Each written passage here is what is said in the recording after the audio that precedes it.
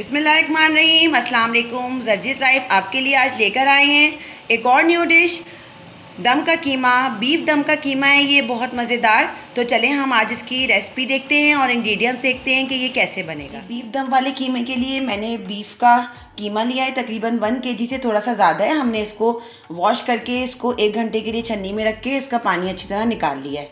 दही लिया है हमने, देखिए आपके सामने, तकरीबन आधा प्याला मैंने लिया है। और ये ज़रा थोड़ा सा खट्टा सा लिया ताकि इसके अंदर बहुत अच्छा सा टेस्ट आए। अदरक लहसुन का पेस्ट लिया हमने, फ्रेश घर का पिसा हुआ 2 टीस्पून। एक प्याज लिए हमने, इसको तकरीबन थोड़ा सा काट लिया है। और ये मसाले आप देख लीजिए, इसके अंदर मोस्ट इम्पॉर्टेंट जो इंग्रेडिएंट्स हैं, चाट मसाला है। आपने कभी भी नहीं सुना होगा कि दम वाले कीमे में चाट मसाला डलता है, मगर चाट मसाला डालने से आपका दम वाला कीमा बहुत चटपटा हो जाएगा। सॉल्ट है एज रिक्वायर्ड। गरम मसाला पाउडर है, ये भी घर का पिसा हुआ है। और देखें, सीख कबाब मसाला मैंने 1 टेबलस्पून दिया है भरकर। और तकरीबन मैंने 1 टीस्पून मैंने भर के लिया है इसके अंदर लाल मिर्चों का पेस्ट। और हल्दी इसके अंदर बहुत इंपॉर्टेंट है, ये मैंने लिए। और ये सारे इंग्रेडिएंट देख लें कि हमने बड़ा बाउल ले लेना है। उसके अंदर ये दम वाले कीमे के लिए जो हमने कीमा लिया है, इसके अंदर हमने ये कीमा डाल लेना है। देखिए बिल्कुल भी इसके अंदर पानी नहीं है प्याले में। मैंने इसको अच्छी तरह स्ट्रेन कर लिया 1 घंटे इसके अंदर, इसको भिगोकर पानी में। उसके बाद हमने इसको छान लिया था। और ये देखें, ये दही हमने डाला है इसके अंदर। और ये अदरक लहसुन का पेस्ट है।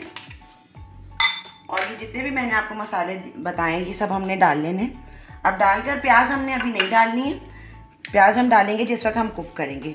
अब आपने इसको अच्छी तरह मिक्स करना है। और अगर आपके पास टाइम है तो आप इसको तकरीबन 2 घंटे के लिए ज़रूर रखें ताकि कीमे के अंदर अच्छी तरह मसाला चला जाए। बहुत मज़े का हमारा ये बनेगा। अब मैं इसको 2 घंटे के लिए तकरीबन हम फ्रिज में रखेंगे। और अगर आपके पास टाइम नहीं है तो आप इसको एज इट इज़ भी कुक कर सकते हैं। तो अब मैं इसको मिक्स कर लूँ, फिर हम इसको फ्रिज 2 घंटे के लिए हमने कीमे को मैरिनेट करके रख दिया था, फ्रिज में रखा है क्योंकि गर्मी है। और उसके बाद ये देखें, प्याज जो है वो हमने 1 चमचा जो बड़ा वाला होता है उसके अंदर, यानी कि 1 प्याली हमने प्याज को इसके अंदर हल्का सा लाइट सा मैंने ब्राउन किया है। और ये ऑयल में, और ये देख लें, अब आहिस्ता आहिस्ता हम इसमें कीमा डालेंगे। और क्योंकि ये बीफ का कीमा है तो इसमें तकरीबन हम इसको हल्का सा फ्राई करूँगी मैं। देखें आप, कितना प्यारा सा इसका कलर आया है। और इसको अब हम हल्का सा फ्राई करेंगे, तकरीबन मैं 5 मिनट्स के लिए इसको अच्छी तरह फ्राई करूँगी। इसका पानी जो होगा गोश्त का अपना वो निकल जाएगा, थोड़ा बहुत जो होगा, बाकी तो मैंने स्ट्रेन कर लिया था। उसके बाद फिर हम इसके अंदर 1 कप पानी डालकर इसको पकाएंगे। देखिए व्यूअर्स, कीमा जो है वो हमारा तैयार हो गया है। इसको अच्छी तरह आप भून लेंगे। प्याज वगैरह देखें सब अच्छी तरह इसके अंदर मिक्स हो गई है।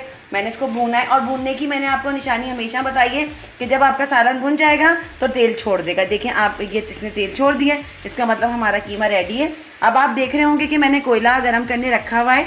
तो अभी हम कोयला रखेंगे इसके अंदर। और कोयले के लिए ये देखें, एक मैंने फॉइल पेपर की देखें प्याली सी बना लिया। अब इसको रख के इसके अंदर हम कोयला रखेंगे और इसकी अच्छी तरह स्टीम देंगे। ठीक है जी व्यूअर्स, देखिए चूल्हा मैं अब बंद कर दूंगी। और इसके अंदर अब हम रखेंगे कोयला। इससे कोयले से बारबेक्यू की बहुत अच्छी स्मेल आ जाएगी इसके अंदर, ये देखिए। और इसी का मैं ऑयल अलहदा से नहीं लूँगी, इसी को ऑयल लेके ये सालन का, और ये थोड़ा सा हम कोयले के ऊपर डाल देंगे। वाह, ये देखें। और इसको अब हम जब तक हम सर्व नहीं करेंगे, जब तक अब हम इसको ढक के रखेंगे। देखिए दम वाला कीमा हमारा बिल्कुल रेडी है। कलर कितना प्यारा है। अब जब आपका कीमा रेडी हो जाएगा तो आप इसके अंदर लेमन 1 स्क्वीज़ कर देंगे, पूरा 1 लेमन, इससे इसका टेस्ट बहुत अच्छा हो जाएगा। अब इसके अंदर ये मैंने हरी मिर्चें काटी हैं, हरी मिर्चें डालेंगे हम गार्निशिंग के लिए। और प्याज डालेंगे हम इसके अंदर, मैं गार्निश करके आपको दिखाती हूँ। और अदरक, प्याज और नींबू और हरी मिर्चें डालकर हमने इसको गार्निश किया। और इसकी फ़ाइनल लुक आपके सामने रेडी है। आप चैनल को सब्सक्राइब करिएगा, वीडियो को लाइक करिएगा और वीडियोस को शेयर करिएगा। थैंक यू, अल्लाह हाफिज़।